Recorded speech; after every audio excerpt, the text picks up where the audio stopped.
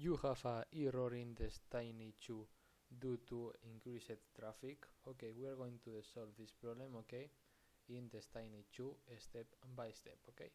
The first fix for solve this problem, okay, you go to here, okay, and you go here, okay, scrolling down and go to your PC, okay.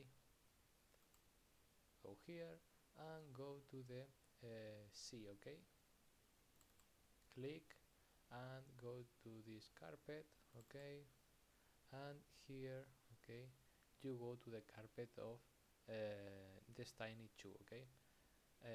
I'm, for example, okay, I go to the Steam, okay, you go to the Tiny 2, okay, and in the carpet Tiny 2, okay, you go to the point exe, okay, in the Tiny 2, the game, and you right click, okay, and go to the properties, and here you go to the option compatibility, and in compatibility you go to the click, okay, this option and applicate and accept, okay.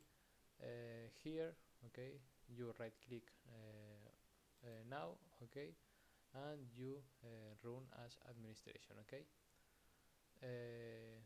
Okay, if you not solve this problem, okay, you go to here in icon and go to restart the PC, okay, and you solve the problem. Bye bye.